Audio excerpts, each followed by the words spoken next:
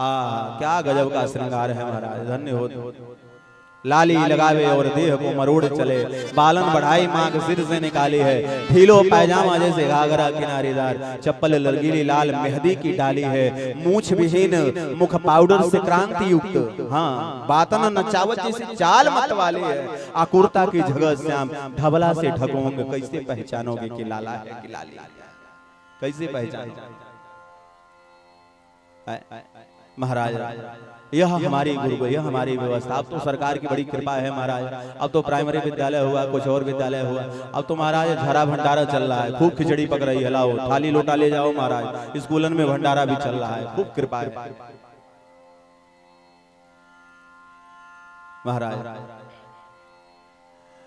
आज भगवान गुरुदेव ने मंगलमय गुरुकुल गमन की लीला का वर्णन किया। आगे चल करके महाराज भगवान का उद्धव जी महाराज के साथ बड़ा ही सुंदर संवाद हुआ। उद्धव जी महाराज देव गुरु बृहस्पति के शिष्य हैं और यह उद्धव देखिए, उद्धव जो है वह ज्ञान का बड़ा ही अभिमानी है महाराज, अद्भुत उसका ज्ञान है, द्वैत और अद्वैत के ब्रह्म का निवारण वह महाराज ज्ञान रूपी जब तलवार से करता है तो बड़े बड़े विद्वान विमोहित हो जाते हैं। ऐसे उद्धव प्रेम नहीं जानते, भक्ति नहीं जानते, और आज भगवान ने देखा कि उद्धव प्रेम कैसे, प्रेम की बात नहीं जानता, यह तो महाराज निराकार ब्रह्म को मानने वाला है। फिर क्या था, भगवान ने लीला करी, रात्रि काल से ही भगवान सिसकियां लेते हैं, उद्धव पहुंचते हैं, कन्हैया रोते रहते हैं और कहते हैं, उद्धव कहते हैं अरे लाला क्या बात है, क्यों रोता है? उद्धव भैया मुझे अपने ब्रजवासियों की बड़ी याद आ रही है, बड़ी याद आ रही है, मेरे समान संसार में कोई मेरे समान कोई छलिया नहीं होगा। मैंने गोपियों को आश्वासन दिया था मैं परसों लौट करके आ जाऊंगा, परसों निकल गया, मैं लौट, न जाने वह मैया, न जाने वह लाला कैसे हो। कहा घनश्याम ने उद्धव से वृंदावन जरा जाना, वहां की गोपियों को प्रेम का कुछ तत्व बतलाना, विरह की वेदना में वे सदा बेचैन रहते हैं, तड़प कर आह भर कर वे सदा बस एक ही बात कहती हैं, और वह बात क्या है? बोले है प्रेम जगत में सार और कोई सार नहीं। पाती लिख लिया, चिट्ठी लिख लिया, ये मेरा संदेशा लेकर के ही उद्धव भैया तुम चले जाओ, मेरे मैया को मेरा कुशल मेरा संदेशा सुना दो। आज कहा घनश्याम ने उद्धव से, जब महाराज पत्रिका दे दिया और पत्रिका लेकर के उद्धव चले तो महाराज ज्ञानी चला है, ज्ञान का मुकुट लगा करके प्रेम की गंगा के पास, प्रेम की नगरी में प्रवेश करने के लिए चला, और जैसे जैसे रथ आगे बढ़ा घोड़ों की गति धीमी पड़ती चली गई। चला मथुरा से जब उद्धव वृंदावन निकट आया, वहीं से प्रेम ने अपना अनोखा रंग दिखलाया, उलझकर वस्त्र कांटों में लगे उद्धव को समझाने, फाड़ देंगे ज्ञान का पर्दा, हम है प्रेम दीवाने, हम है। नदी यमुना की कहती थी इधर आओ इधर आओ, पपीहा कह रहा था पी कहां ये भी तो बतलाओ। आहा आज उद्धव देखता है वृंदावन में जैसे ही प्रवेश करता है, महाराज वृंदावन के धाम को मर्म न जाने कोई, डाल डाल और पात पात पर राधे राधे राधे राधे। वे सखा रोज आते हैं, वे सखा रोज आते हैं, और कन्हैया को आज मेरा कन्हैया आएगा, सड़क पर बैठते मार्ग पर बैठते सांझ हो जाती है, नहीं पता चलता तो रोते हैं बिलखते हैं, घर चल जाते, रोज इंतजार, रोज कन्हैया की याद। कोई सखा कभी खेल नहीं खेला, अरे सखाओं की बात छोड़ दो, आज ब्रज में कोई गोपी कभी माखन नहीं बिलोई है, जब से कन्हैया छोड़ करके गया है। अरे गैया बछड़े जो हैं आज तक कभी हरी घास नहीं खा सके, जब से कन्हैया ब्रज छोड़, कोई फूल नहीं गिरा है, तेजहीन है वह ब्रजमंडल, भगवान पधारे हैं। और आज जैसे ही सखाओं से मुलाकात हुई, धीरज डोल गया, ज्ञान कंपित होने लगा, और मैया के महल में जब उद्धव गए, देखते हैं मैया तो खाली पलने को ही हिला रही है, ऐसो लागे जैसे उसका लाला पलने में ही सोया हुआ है। कहीं कौवे को रोटी दे करके अरे अरे अरे आज मेरे लाला के हाथ से रोटी छीन करके नहीं भागेगा, कहीं कौवे को रोटी खिला रही है। कन्हैया ने देखा, धन्य हो मैया, धन्य है तुम्हारा वात्सल्य। रात भर कुशल मंगल हुआ। नंद बाबा और मैया यशोदा को कन्हैया का कुशल मंगल दिया। प्रातः यमुना में नहाए और जैसे ही जलते बाहर निकले, वह समय महाराज देखते हैं गोपियों की दशा कहीं कोई लता में पता में उलझी पड़ी हुई है। कृष्ण का चिंतन करते करते गोपियां कृष्णमय हो गए। और आज जैसे ही महाराज ये पता चला गोपियों को कि हमारे नाम पर पत्रिका आई है, खत आया है, भेजे मन भावन के उद्धव के आवन के, भेजे मन भावन के उद्धव के आवन के, सुधि ब्रज गावन में पावन जबे लगे। दौरी दौरी नंद गृह, महाराज दौड़ पड़े हैं वे सब। और महाराज जैसे ही आज उद्धव जी महाराज के पास गए और पत्रिका को देखा, वे सारी गोपियां पत्रिका को फाड़ करके थोड़ा थोड़ा टुकड़ा लेकर के झाड़ियों में छुप जाते हैं। हमको लिखो है कहा, हमको लिखो है कहा, हमको लिखो है कहा, कहे न तबे। उद्धव जी महाराज का सुंदर संवाद हुआ गोपियों से। निराकार द्वैत ब्रह्म का दिव्य तत्व का वर्णन किया, लेकिन प्रेम के सामने उद्धव को सर झुकाना पड़ गया। अरे आज उद्धव ने देखा यह गोपियां प्रेम, भगवान उद्धव ने कहा, हे गोपियां, प्रेम रुलाता है, प्रेम दुखाता है, प्रेम आंसू ही बहाता है। गोपियां कहती हैं फिर भी एक माँ जब पुत्र को जन्म देती है तो पुत्र से कितना प्रेम होता है, आहा, फिर भी उस कष्ट को सहन कर लेते हैं। क्यों? क्योंकि पुत्र से अनन्य प्रेम होता है, तो प्रसव के दुख को भी माँ सह लेती है। ऐसे ही हमारा प्रेम भी होना चाहिए। प्रेम कभी रुलाता नहीं है प्यारे, रुलाने में भी आनंद है, रुलाने में भी मजा है। वह प्रेम कैसा जिसमें महाराज आंसू न बह जावे। और हे उद्धव, जिस भगवान को दूर तुम मथुरा में देख करके आए हो, भगवान कहीं दूर नहीं है। देखते ही देखते महाराज हजारों गोपियों के बीच में कन्हैया प्रकट हो गए। कन्हैया को देखते हैं, उद्धव का ज्ञान झुक गया, घुटने टेक दिए और महाराज गोपियों को गुरु बना लिया। गोपियों के चरणों का रज लेकर के त्रिपुंड लगा लिया। उद्धव सुधव हो चला, सुन गोपिन की बोल, ज्ञान बजाई डुंडुभी तो भगति बजाई ढोल, भगति बजाई। महाराज वह गोपियां जिनके श्याम तन श्याम मन श्याम ही हमारो धन, आठ उद्धवयाम हमें श्याम ही सो काम है। श्याम गति श्याम मति श्याम मेरे प्राणपति, आधे की सिला करी आधार शोभा धाम है। उद्धव तो आए बोरे, पाती लेकर आए दौड़े, योग कहाँ रख। ये ब्रज के कूप में गोविंद के प्रेम की भांग घुली हुई है, यहाँ तेरे ज्ञान का कोई अस्तित्व नहीं। उद्धव जो सूधव गयो वह मार्ग ज्ञान के तेरे, जहां गुदड़ी है को नहीं सिख मानिए। हाँ एक श्याम प्रतीति की प्रीति की प्रतीति खड़ी है। ये ब्रजबाला सबे कसी, हरिचंद जो मंडली ही बिगड़ी है। एक जो हो मैं तो ज्ञान सिखाइयो, कूप में ही यहाँ भांग पड़ी, कूप में ही।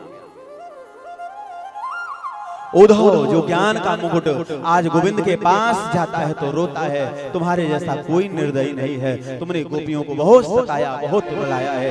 जाओ, यदि तुमने ब्रज में प्रवेश नहीं किया तो वह गोपियां अपने प्राणों का परित्याग। मंगलमय यह कथा उद्धव गोपी संवाद भगवान गुरुदेव ने वर्णन किया है। और आगे की कथा को गति देते हुए भगवान गुरुदेव कहते हैं, हे राजन, कंस का वध हो गया। और जैसे ही कंस का वध हुआ उस समय महाराज कंस की दो पत्नियां हैं, नाम है अस्ति प्राप्तिश्च कंसस्यो महिष्मौ भरतरुस्तव मृते भरतरि दुःखार्थे यतोष्मो पितुरो गृहे। वह अस्ति प्राप्ति जो दो पत्नी कंस के हैं, रोती हुई विलकती हुई वैधव्य रूप से अपने पिता के घर गए। पिता कौन है? जरासंध। जरासंध ने जैसे ही महाराज अपनी बेटियों को देखा बड़ा ही दुखी हुआ। उसी समय 23 अक्षौहिणी सेना सजाया, आधे घोड़े घुड़सवार पैदल 23 अक्षौहिणी सेना लेकर के मथुरा पर चढ़ाई कर गई। लेकिन आज भगवान के हाथों, बलदाऊ भैया के हाथों मथुरा में उसकी भारी पराजय हुई। भगवान ने मारा नहीं, उसे जीवन दान दे दिया। क्योंकि भगवान जानते हैं ये मगध देश का राजा है और ये पलटवारी जरूर करेगा। और जब आएगा तो अकेले नहीं आएगा, इस सारे पापियों को एकत्रित करके आएगा और धरती का भार उठाने के लिए हमारा अवतार ही हुआ है। तो मथुरा में बैठे बैठे ही महाराज लीला चलती रहे, लीला होती रही। एक बार नहीं 17 बार आक्रमण किया और 17 बार मुंह की खानी पड़ी, पराजित तो होना पड़ा। इसी मध्य में महाराज एक मित्र है जिसका नाम कालेवन है, भगवान ने उसे सूर्यवंशी राजा मुचकुंद के द्वारा जला दिया, भस्म करा दिया। कथा आप लोग जानते हैं। 18वीं बार ब्राह्मणों को बुलाया और कहने लगा ऐसा वेद पढ़ो, ऐसे मंत्र का जप करो कि मैं मथुरा को जीत दूं। अगर हार गया तो हम सारे ब्राह्मणों का वध कर दूंगा, और यदि जीत गया तो खूब दान करूंगा, खूब धर्म करूंगा। 18वीं बार महाराज आज ब्राह्मणों को ढाल बना लिया, मथुरा नगरी में प्रवेश करता है। बलदाऊ भैया हल और मुसल संभालते हैं। उसी समय कन्हैया कहते हैं भैया, बलदाऊ भैया हमें युद्ध नहीं करना है, हमें मैदान छोड़ के भाग जाना। क्यों? अरे कन्हैया लोग तुझे कायर कहेंगे, हमें कायर कहेंगे। बोले महाराज दुनिया वालों के पीछे मत पड़ो, दुनिया वाले कभी बंद नहीं करते। कभी कोई संसार में महाराज भगवान भी एक साथ कभी किसी को प्रसन्न नहीं कर पाए, और ना आप कर पाएंगे महाराज। हाँ, दुनिया का काम है कहना। वो एक बड़ी प्रसिद्ध कथा है महाराज। बाप बेटे जा रहे हैं गधे पर बैठ करके, ध्यान दीजिएगा। कुछ दूर गए महाराज, 4 लोगों ने देखा तो कहने लगे देखो दुबला पतला गधा है, न बाप को दया आ रही है न बेटे को दया आ रही है। दूर गए बेटे को उतार दिया, बेटा लोग सच बोल रहे हैं, गधा दुबला पतला है, तुम उतर जाओ। बेटा उतर गया, बाप बैठा रहा। कुछ दूर गए 4 लोग फिर मिल गए, कहने लगे कैसा कलयुग आ गया है, अभी छोटा सा ही बेटा है महाराज, उसको पैदल चला रहा है और बाप गधे पर बैठ के जा रहा है। बेचारा कुछ दूर गया, कहने लगा हाँ बेटा बात तो सही है, तू अभी छोटा है, चल मैं पैदल चलता हूँ, तू बैठ गया। बेटे को बैठा दिया और बाप पैदल चलने लगा। कुछ दूर गया, 4 लोग और इकट्ठे हो गए। उन्होंने महाराज कहा देखो हाय हाय हाय हाय कैसा कलयुग आ गया है महाराज, बाप पैदल चल रहा और बेटा गधे पर बैठ के जा रहा है। बेचारे महाराज को समझ में नहीं आया, बेटा भी उतर गया। हाँ लोग सही कह रहे हैं, एक काम करो गधे को ऐसे ही लेके चलो, हम भी पैदल चलेंगे, तुम भी पैदल चलोगे, अब की बार कोई नहीं रोकेगा, कोई नहीं टोकेगा। लेकिन कुछ ही दूर पर गए, फिर 4 लोग मिल गए और कहने लगे महाराज कैसा मूर्खों का जमाना आ गया है, गधा भी साथ चल रहा है, दोनों बाप बेटे पैदल जा रहे हैं, ये नहीं है महाराज गधे पर बैठ करके जाए। तो ये समाज कभी पीछा नहीं छोड़ता है प्यारे। जो समाज के पीछे पड़ा वो पड़ा ही रह गया महाराज, वो किसी लायक नहीं बन पाया, वो किसी योग्य नहीं बन पाया।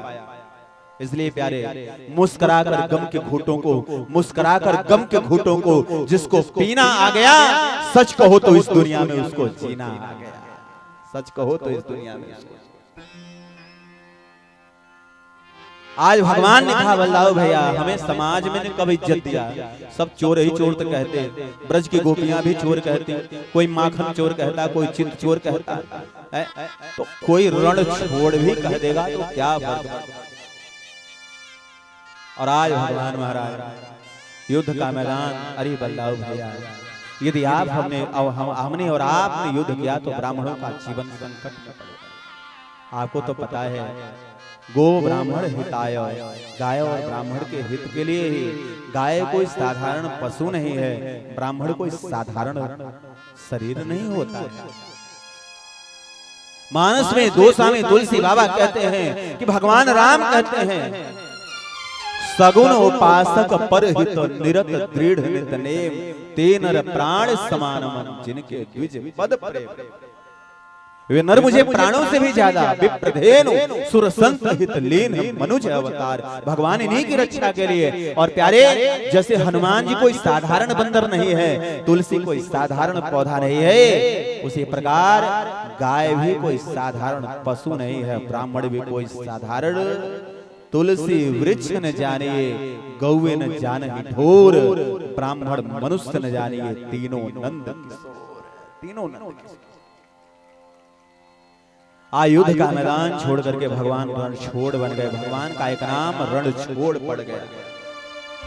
जरासंध ने पीछा किया, भगवान महाराज सामने विशाल पर्वत पर भागते भागते सामने विशाल पर्वत दिखलाई दिया। भगवान उस पर्वत के तुंग पर जरासंध ने सैनिकों को आदेश दिया, पर्वत को आग लगा दो। चारों तरफ आग लगा दिया गया। जरासंध को तो ऐसा लगा जैसे कृष्ण और बलराम आग की लपट में जल करके नष्ट हो गए। लेकिन महाराज भगवान ने छलांग लगाई और छलांग लगाकर के समुद्र में जाकर के कूदे और दूसरे किनारे पर भगवान जाकर के प्रकट हुए। उसी समय भगवान ने महाराज देव शिल्पकार विश्वकर्मा जी का ध्यान लगाया, आवाहन किया। विश्वकर्मा प्रकट हुए, सुंदर द्वारका नगरी का निर्माण हुआ। सोए हुए माया के प्रभाव से मथुरा वासियों को द्वारका नगरी में भगवान ने मानो ऐसा लगा सबका घर धाम गोधन सब कुछ, दरवाजा घर आंगन सब कुछ मथुरा ही जैसा। ऐसा प्रतीत किसी को होने ही नहीं पाया। सारे मथुरावासी गोकुल द्वारकावासी बन गए और आज भगवान द्वारकाधीश बन गए। बोलिए द्वारकाधीश भगवान की।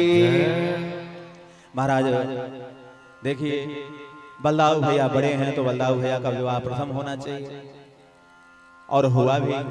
सूर्यवंशी राजा रेवत की पुत्री रेवती जिनके साथ बलदाऊ भैया का विवाह बड़े धूमधाम से हुआ। और आज हम सभी लोग जो भाव लेकर के आज कथा में आए हैं कि भगवान का विवाह मनाएंगे और आज हम सब लोग बाराती बनेंगे। भगवान गुरुदेव उसी पावन भगवान के रुक्मिणी मंडल की लीला में कथा में प्रवेश करते हैं।